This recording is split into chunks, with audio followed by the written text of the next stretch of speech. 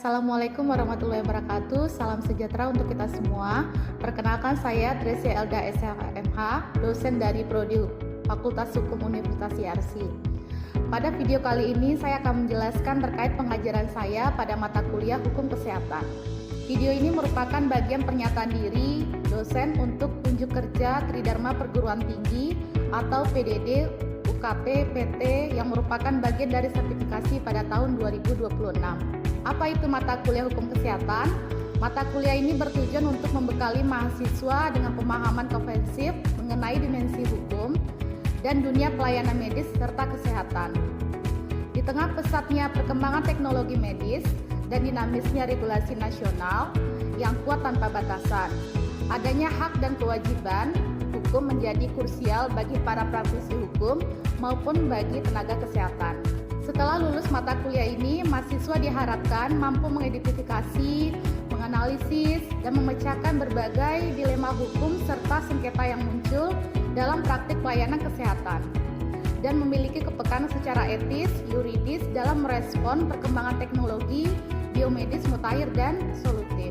Ada 4 CPL pembelajaran yang harus dibebankan pada mata kuliah ini. Salah satunya yang pertama adalah tentang nilai sikap, menjadi seorang muslim yang rebel ataupun bertanggung jawab, kuat, jujur, benar, dan dapat dipercaya. Yang kedua, terkait tentang CPL yang kedua mengenai tentang pengetahuan. Pertama itu menguasai konsep teoritis, azas-azas, serta sumber hukum nasional maupun secara internasional, secara mendalam sebagai dasar analisis hukum dalam pelayanan medis. Pengetahuan yang kedua, memahami secara komprehensif aspek hukum material baik secara formil di dalam lingkup perdata, pidana, ataupun administrasi, yang mengatur tentang bagaimana tata kelola perumahsakitan, praktik tenaga medis, serta tindakan medis khusus, seperti misalnya informed consent ataupun abortus. Pengetahuan yang ketiga, mengenai tentang menguasai doktrin, regulasi kontemporer, dan pendekatan bioetika dalam menghadapi perkembangan teknologi reproduksi, serta tantangan hukum kesehatan yang secara modern. Penilaian yang ketiga terkait tentang keterampilan umum, mampu menunjukkan kinerja secara terukur yang terkonsentrasi dalam memahami, mendesain solusi dalam permasalahan dan menggunakan prinsip-prinsip saintifik berdasarkan ruhul Islam. Yang keempat, adanya keterampilan secara khusus, yaitu adalah mahasiswa harus mampu menyusun konsep penyelesaian masalah ataupun kasus hukum melalui penerapan metode berpikir yuridis berdasarkan pengetahuan secara teoritis dengan sumber, azas, prinsip, dan norma hukum dalam berbagai hukum positif Indonesia yang merupakan keahlian dasar untuk menjalankan profesi hukum. Berdasarkan CPL yang dibebankan pada mata kuliah ini, ada 4 CPMK yang akan diturunkan. Salah satunya adalah CPMK pertama, mahasiswa mampu memahami, menginternalisasi azas, serta fondasi hukum kesehatan, membedahkan konstruksi hubungan hukum antara hak dan kewajiban para pihak, mengevaluasi instrumen perlindungan dan validarus tindakan medis. CPMK yang kedua, mahasiswa mampu memahami, menganalisis, mengidentifikasi, dan memecahkan masalah pidana serta perdata kesehatan, memformulasikan strategi penyelesaian sengketa medis, mengkritisi isu bioetika, kesehatan reproduksi, serta teknologi secara modern. CPMK yang ketiga, mahasiswa mampu mengapply tentang bagaimana mengenai tentang abortus ataupun aborsi yang kita kenal, yang secara induksi dan terapialisasi berdasarkan hukum kesehatan. CPMK yang keempat, mahasiswa mampu memahami tentang memformulasikan strategi penyelesaian sengketa medis, mengkritisi isu bioetika, kesehatan reproduksi, dan teknologi secara modern. Adanya capaian pembelajaran mata kuliah CPMK pada mata kuliah Hukum Kesehatan terdiri dari 16 pekan, diantaranya 14 pekan untuk pembelajaran dan 2 pekan untuk evaluasi. Di minggu pertama kita akan membahas tentang ruang lingkup sejarah urgensi hukum kesehatan. Di minggu kedua menjelaskan tentang mengkualifikasi sumber hukum, azas-azas hukum kesehatan. Di minggu ketiga kita akan membahas tentang menganalisis doktrin transaksi derivatif dalam hubungan pelayanan kesehatan. Di minggu keempat, merinci tentang hak dan kewajiban pasien, dokter, ataupun tenaga kesehatan, serta rumah sakit. Di minggu kelima, menilai keabsahan dokumen pasien, pelaksanaan informed consent. Di minggu ke-6 dapat memetakan batasan hak dan pengecualian dalam perlindungan rahasia medis. Di minggu ke-7 menganalisis legalitas serta sanksi tindakan abortus. Selanjutnya nanti akan diadakan ujian tengah semester dan akan dilanjutkan di minggu ke-8 menguraikan aspek hukum permasakitan dan tanggung jawab institusi. Di minggu ke-9 kita akan membahas tentang mengidentifikasi unsur-unsur tindakan pidana dalam bidang kesehatan. Di minggu ke-10 kita akan menganalisis gugatan perdata akibat kelalaian medis ataupun pelanggaran kontrak terapeutik. Di minggu ke-11 menjelaskan tentang mekanisme penyelesaian sengketa medis dalam mediasi dalam peradilan. Di minggu ke-12 membahas tentang mengkritisi legalitas teknologi berbantuan rekayasa genetika. Di minggu ke-13 membahas tentang isu hukum kesehatan reproduksi. Di minggu ke-14 kita akan membahas tentang bagaimana hukum bioetika di akhir kehidupan. Setelah itu nanti akan diadakan yang namanya ujian akhir semester. Diharapkan setelah rangkaian mahasiswa dapat mencapai kompetensi yang didefinisikan pada CPMK. Selanjutnya kita akan melihat strategi dalam media pembelajaran. Yang pertama, pembelajaran ini dilakukan secara blended ataupun dominasi metode asinkronus melalui layar ataupun sesi sinkronus di dalam kelas ataupun secara luring, dan dapat menggunakan Microsoft Teams ataupun Zoom ataupun secara daring. Yang kedua, selain itu kita juga dapat menginginkan mahasiswa dapat memiliki lifelong learning ataupun kemampuan untuk belajar sendiri. Jika akan dinominasikan pada asinkronus pada layar, dapat diberikan materi-materi ataupun video-video mengenai tentang studi kasus hukum kesehatan dan sebagainya. Di dalam kelas adanya interaksi antara mahasiswa dengan dosen, salah satunya adalah interaksi tidak hanya terdapat pada sesi sinkronus di kelas ataupun via Zoom saja, tapi juga bisa melalui forum diskusi layar yang ada di layar ataupun pada via WhatsApp group. Yang kedua, ketika perkuliahan berlangsung, dosen memberikan materi dan akan adanya namanya diskusi tanya jawab dengan mahasiswa. Yang ketiga, mahasiswa dituntut untuk lebih aktif dalam pemahaman materi serta dapat menyelesaikan studi kasus hukum terkait tentang hukum kesehatan beserta tugas baik secara individu ataupun secara kelompok. Adanya penilaian asesmen dalam perkuliahan ini yang pertama adalah terdapat nilai absensi keaktifan sebanyak 25%, yang kedua adanya nilai tugas sebanyak 15%, yang ketiga adanya nilai ujian tengah semester sebanyak 30%, yang keempat adanya penilaian ujian akhir semester sebanyak 30%. Sesuai dengan semangat dikti Saintek, berdampak kuliah ini juga dapat memiliki dampak signifikan yang saling berhubungan antara pengajaran kuliah kesehatan dengan penelitian dan pengabdian. Selanjutnya kita akan saksikan bersama-sama video tentang pembelajaran hukum kesehatan tentang abortus yang ada di kelas. Selamat menyaksikan. Assalamualaikum warahmatullahi wabarakatuh. Waalaikumsalam warahmatullahi wabarakatuh. Selamat pagi semuanya. Pagi. Untuk materi hari ini akan kita pelajari mengenai tentang hukum kesehatan terkait tentang abortus. Ya, sebelum kita memulai materi untuk hari ini, kira-kira ada yang tahu nggak kenapa kita harus belajar mengenai tentang hukum kesehatan terkait tentang abortus? Ada yang tahu? Boleh tunjuk tangan? Silakan Putri. Karena ini tuh akan penting dipelajari, karena itu untuk memberikan perlindungan hukum. Terus abortus atau aborsi ini juga persoalan bukan cuma terkait sama kesehatan atau tentang medis, tapi juga terkait tentang asal hukum, etika, sama asasi manusia. Oke, terima kasih. Yang lain siapa? Silakan Mas Rif. Menurut saya mempelajari hukum kesehatan terkait abortus itu sangat penting untuk memahami pengaturan hukum terhadap pelaku dan tenaga kesehatan juga, serta untuk mencegah praktik aborsi ilegal terkait aborsi tersebut. Oke. Lanjutkan ya. Selanjutnya, nih, bisa Anda perhatikan di sini apa yang dimaksud dengan abortus ataupun yang kita kenal sebagai tindakan pidana aborsi. Ya, abortus itu bisa dikatakan sebagai mengukurkan kandungan, berarti pengeluaran dari hasil konsepsi, berarti pertemuan antara sel telur dan sel ternak tadi sebelum janin tersebut dapat hidup di dalam kandungan. Dan bisa juga dikatakan abortus sebagai suatu proses pengakhiran hidup dari janin diberikan kesempatan untuk bertumbuh sebelum diberikan kesempatan untuk bertumbuh. Undang-undang yang kita kenal terkait tentang Undang-Undang Kesehatan nomor 17 tahun 2023 tentang kesehatan mengenai tentang undang-undang tersebut mengatur azas yang kita kenal sebagai lex specialis yang mengatur tentang kriteria medis, syarat pelaksanaan dan sanksi pidana khusus terkait tentang aborsi. Di dalam pasal 60 ayat 1 mengatur tentang menetapkan aturan dasar bahwa setiap orang dilarang melakukan aborsi kecuali memenuhi kriteria pengecualian yang diselaraskan dengan kodifikasi hukum pidana. Oke? Selanjutnya di dalam pasal 60 ayat 2 beserta peraturan pemerintah turunannya mengatur tentang syarat formal pelaksanaan aborsi legal. Yang pertama, dapat dilakukan oleh tenaga medis ataupun dibantu dengan tenaga kesehatan yang memiliki kompetensi dan kewenangan.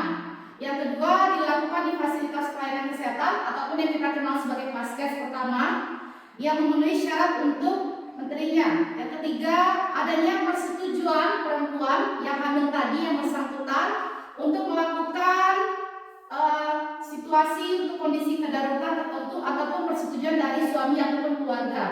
Kita lihat di sini di dalam peraturan pemerintah nomor 8 tahun 2024 tentang peraturan pelaksanaan Undang-Undang nomor 17 tahun 2023 tentang Undang-Undang Kesehatan. Peraturan pemerintah ini dapat mengatur tentang aspek teknis tata cara pelayanan aborsi yang aman, penyediaan tim pertimbangan medis serta melibatkan dokter, psikolog, serta juga konselor, serta prosedur pembuktian kehamilan akibat indikasi tindak pidana pemerkosaan atau kekerasan seksual melalui surat keterangan penyidik dan tim medis. Jadi harus ada lampiran suratnya yang menyatakan memang si perempuan ini menjadi korban dari kekerasan seksual atau pemerkosaan. Nah, kita lihat di sini teman-teman ya, adanya bentuk beberapa matrik perkuliahan terkait tentang azas legalitas aborsi tadi ataupun aborsi yang diizinkan oleh hukum. Ya, yang pertama kita lihat berdasarkan parameternya adanya ketentuan hukumnya dilarang keras bagi siapapun untuk melakukan tindakan pidana aborsi. Ya, untuk dasar hukumnya diatur di dalam pasal 60 ayat 1 Undang-Undang nomor 17 tahun 2023. Yang kedua kita lihat berdasarkan parameternya pengecualian pertama terjadinya kedaruratan medis ataupun ancaman nyawa ataupun cacat janin yang berat kepada si anak di dalam kandungan ibu tadi. Diatur di dalam pasal 463 Undang-Undang nomor 1 tahun 2023. Ini kan KUHP nasional yang baru ya. Pengecualian yang kedua adalah si perempuan tadi menjadi korban pemerkosaan kekerasan seksual maksimal kandungannya itu berusia 14 minggu.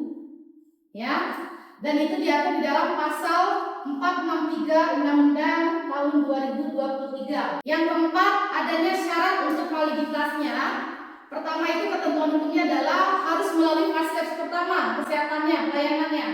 Ya, Paskes pertama yang secara resmi oleh tenaga medis berwenang serta melalui konseling para pasca tindakan itu diatur di dalam pasal 60 ayat 2 serta Undang-Undang nomor 17 tahun 2023 dan peraturan pemerintah nomor 28 tahun 2024. Nah, teman-teman bisa perhatikan di sini adanya macam-macam tindakan aborsi dalam dunia kedokteran. Yang pertama itu ada aborsi secara spontan ataupun secara alamiah. Yang kedua adanya aborsi secara buatan ataupun secara sengaja. Yang ketiga adanya aborsi secara medis. Ya, coba kita lihat pengertiannya. Pertama, apa yang dikatakan sebagai aborsi spontan ataupun secara alamiah? Berarti adalah adanya indikasi berlangsung tanpa tindakan apapun. Kebanyakan disebabkan karena kurangnya baiknya kualitas sel telur ataupun sel sperma. Ya. Yang kedua, adanya aborsi secara buatan ataupun yang dilakukan secara sengaja. Artinya adalah adanya tindakan untuk pengakhiran kehamilan sebelum usia kandungan tersebut berusia 28 minggu sebagai suatu akibat tindakan yang disengaja dan disadari oleh calon si ibu tadi, ya, orang yang bersangkutan yang hamil, dan dilakukan oleh dokter, bidan, serta pun dukun beranak, ya. Nah, yang ketiga adanya aborsi secara medis. Nah, apa yang dikatakan secara medis? Ya, kalau yang dikatakan secara medis itu adalah suatu tindakan yang dilakukan untuk menggugurkan kandungan buatan yang dilakukan atas indikasi medis.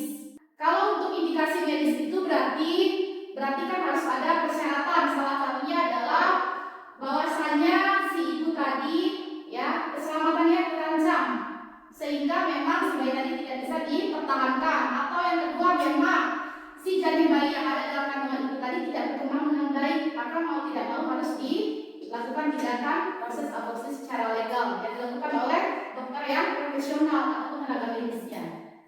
Nah, selanjutnya kita lihat undang-undang ya KUHP nasional yang terbaru yang sudah berlaku, Undang-Undang Nomor 1 Tahun 2023 memberikan landasan mengenai tentang alasan pembenar atau pembelaan serta pengecualian dalam tindakan pidana pengguguran kandungan. Ya, coba Anda perhatikan pada pasal 463 menegaskan bahwa pidana aborsi tadi maksimal itu hukumannya adalah 4 tahun penjara.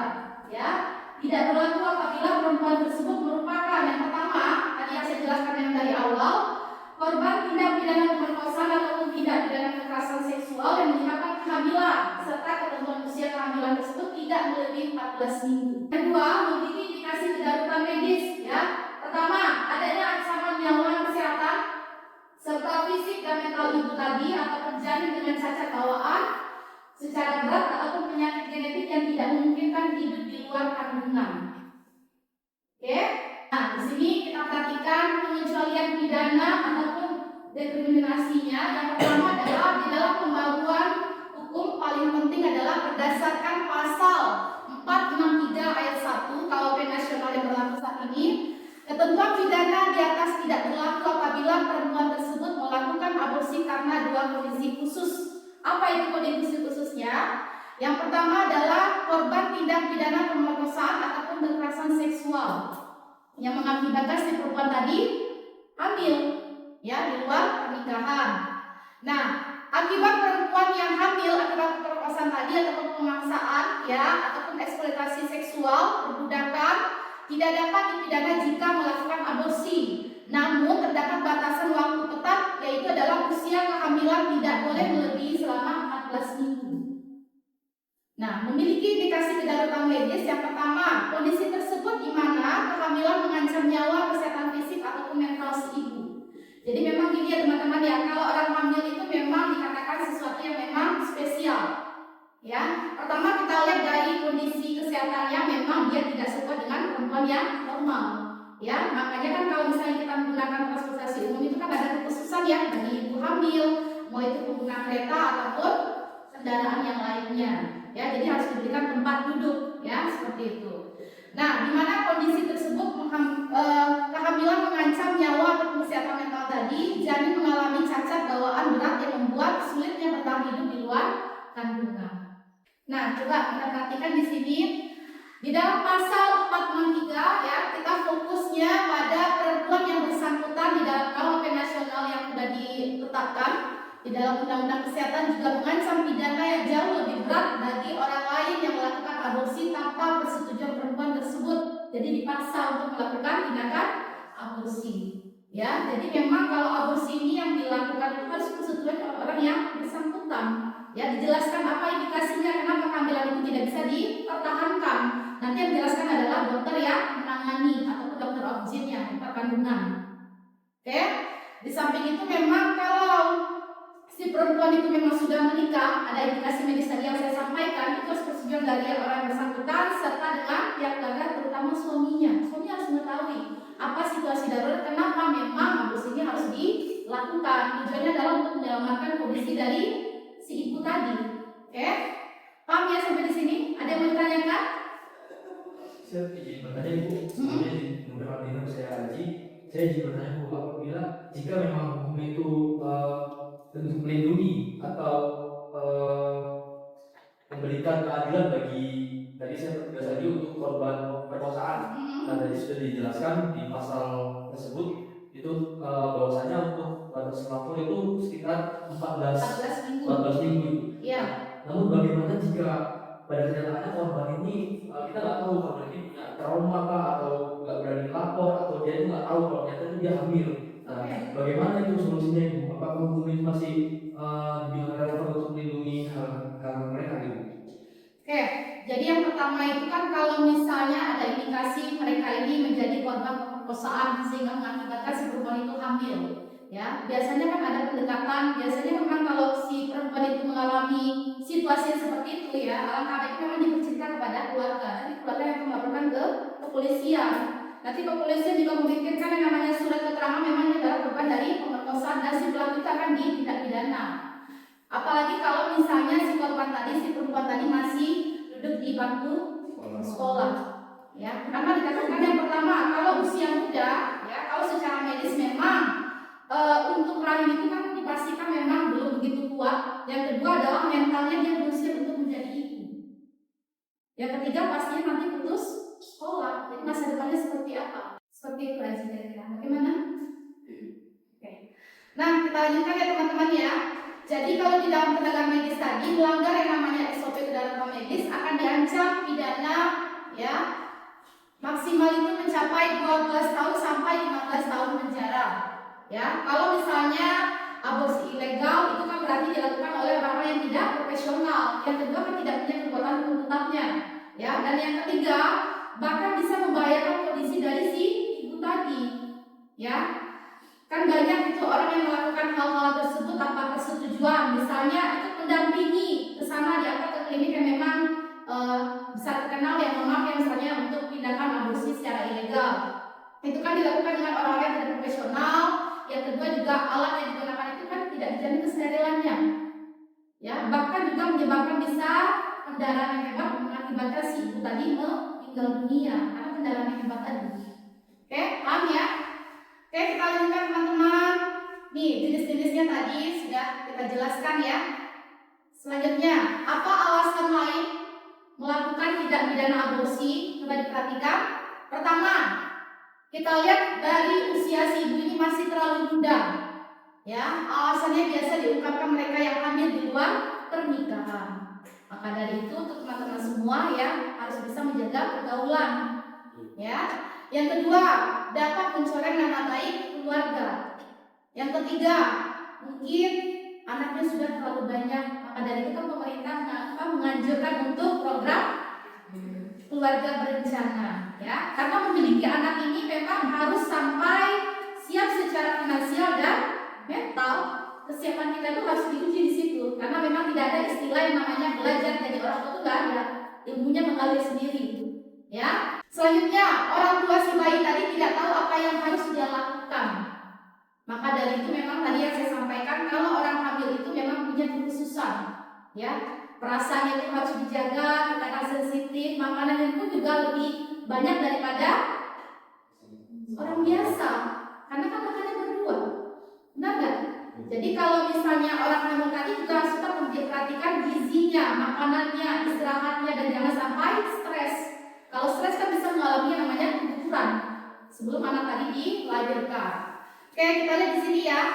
Di negara Indonesia, ya, ataupun di belahan dunia manapun, alasan aborsi hanya digunakan sebagai dalil pembenaran dilakukan pembunuhan terhadap janin. Berarti kan dikeluarkan, ya kan? Bahwa jelas semua alasan tersebut tidak berdasarkan hanya menunjukkan ketidakpedulian seorang wanita, hanya memikirkan kepentingan dirinya sendiri. Nah, pelaku aborsi, siapa dikatakan sebagai pelaku aborsi? Salah satunya adalah memang mereka yang belum terikat pernikahan yang sah secara agama ataupun secara hukum. Ya, jika terjadinya kehamilan, ya, sebanyak 82% wanita di negara Amerika akan melakukan tindakan aborsi. Jika para wanita muda itu hamil di luar nikah, maka cenderung dengan mudah akan memilih membunuh anaknya sendiri. Ya, ini di negara Amerika. Tapi kalau di negara kita, jumlah ini tentunya lebih besar karena di dalam budaya kita itu mengandung namanya adat timur. Kita bukan adat barat, tapi adalah adat timur yang menjunjung yang namanya nilai-nilai kesopanan, ya, nilai moral, nilai agama, dan nilai sosial. Ya, kehamilan di luar pernikahan merupakan suatu masalah yang dikatakan sebagai aib, ya, dan merupakan suatu tragedi yang sangat tidak bisa diterima masyarakat maupun di lingkungan keluarga. Selanjutnya, nah ini jenis-jenis tindakan aborsi yang ketiga adalah aborsi yang dilakukan secara sendiri. Apa yang dikatakan secara sendiri kira-kira? Meminum obat-obatan, oke. Yang lain? Coba Haji. Aborsi yang dilakukan secara sendiri itu seperti apa? Dukun beranak, oke. Terus juga bisa meminum jamu-jamu, ya, ramuan-ramuan yang bisa membuat si janin itu keluar dengan sendirinya ataupun dipijat, ya. Nah, selain itu melakukan perbuatan yang disengaja yang menggugurkan janin, misal dengan minum jamu atau menggunakan obat-obatan tradisional. Oke. Nah, yang keempat, aborsi itu dilakukan oleh bantuan orang lain, jadi bukan dengan diri sendiri. Pertama, si wanita yang hamil tadi datang ke dokter ataupun bidan ataupun dukun beranak yang memang melakukan tindakan aborsi tadi dengan cara digunakan secara beragam. Aborsi yang dilakukan seorang dokter ataupun bidan pada umumnya melalui 5 tahapan. Ya, coba perhatikan. Pertama itu adanya ini bayi dibunuh dengan cara ditusuk ataupun direbutkan di dalam kandungan. Ya, kedua, bayi tersebut dipotong-potong tubuhnya agar mudah untuk dikeluarkan. Ya, yang ketiga, potongan bayi tersebut dikeluarkan satu persatu dari kandungan si ibu tadi. Yang keempat, potongan-potongan tersebut disusun kembali dan memastikan lengkap ataupun tidak ada yang tersisa di dalam kandungan si ibu supaya tadi tidak menyebabkan namanya penyakit ataupun bakteri nantinya. Ya, kelima, potongan-potongan bayi tersebut kemudian dibuang ke tempat sampah ataupun sungai dan dikubur tanah kosong ataupun dibakar dengan sebuah tungku. Kita lihat tentunya di dalam tindakan pidana aborsi, ya, adanya memiliki beberapa resiko. Salah satunya adalah resiko kesehatan dan gangguan psikologis. Ya, jadi bisa dikatakan kalau misalnya perempuan tadi sudah melakukan tindakan pidana aborsi, pasti mengalami beberapa resiko. Ya, pertama, kalau misalnya terjadi pendarahan bisa mengakibatkan si ibu tadi meninggal dunia. Kedua, gangguan psikologisnya ataupun secara mental. Ya, selanjutnya bisa terjadinya kematian mendadak, ya, ataupun pembiusan secara gagal. Terus juga keterlambatan akibat infeksi serius ataupun di sekitar rahim tadi. Serta bisa terjadinya rahim sobek ataupun kerusakan leher rahim yang akibat menyebabkan cacat pada anak berikutnya. Oke. Di sini kesehatan fisik dan lain-lainnya, ya. Risiko kesehatan mental tentunya tidak mungkin seorang wanita tadi sudah mengalami tindak pidana ataupun melakukan aborsi baik itu secara legal ataupun ilegal itu kondisinya baik-baik saja karena harus dipastikan mentalnya harus sehat. Ya, pastinya punya rasa bersalah telah membunuh anaknya. Ya.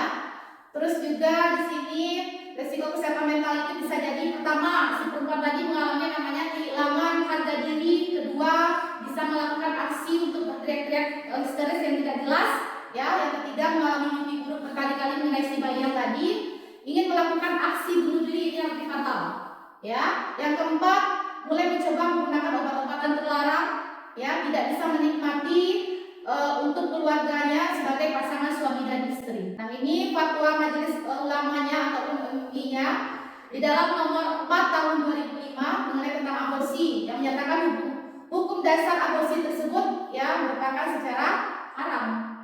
Ya, namun mengecualikan kedaruratan medis. Yang pertama tentunya memperhatikan kondisi si ibu, yang kedua adalah janin yang tidak berkembang secara baik, ya. Terus juga maksimalnya adalah 40 hari sampai 120 hari, ya. Yang ketiga, kalau kita lihat kode etik kedokterannya adalah pada pasal 36 mengatur tentang kewajiban dokter spesialis obgyn, ya, untuk menyikapi tindakan medis ini secara bijaksana berdasarkan indikasi klinis, ya, ataupun secara medis agar etika profesi agar terhindar dari malpraktik ataupun aborsi secara ilegal. Oke, teman-teman, sampai di sini ada yang mau ditanyakan? Apakah sudah cukup jelas dengan materi untuk hari ini? Saya ingin menyampaikan dari apa yang dibahas ini di dalam hukum Indonesia, bagaimana cara menyeimbangkan hak hidup janin dan hak perempuan atas kesehatan dan keselamatan, khususnya pada kasus kedaruratan medis. Oke, terima kasih Manda. Jadi kalau untuk kasus kedaruratan medis tadi yang sudah saya jelaskan ini, kita lihat di dalam Undang-Undang Nomor 17 Tahun 2023, ya. Kalau untuk kedaruratan medis itu bisa dilakukan yang pertama adalah terdapatnya kondisi membahayakan kondisi si ibu. Yang kedua adalah janin tadi tidak berkembang sesuai dengan baik dan dapat mengakibatkan cacat ketika dilahirkan. Itu bisa dilakukan seperti itu. Oke, ada lagi yang lain yang mau ditanyakan? Silakan. Oke, kita cukupkan. Terima kasih. Wassalamualaikum warahmatullahi wabarakatuh. Selamat siang. Demikianlah pemaparan materi pada perkuliahan di kelas terkait tentang mata kuliah hukum kesehatan mengenai tentang abortus. Terima kasih pada para asesor dan para pemirsa yang telah menyaksikan. Semoga bermanfaat. Wassalamualaikum warahmatullahi wabarakatuh.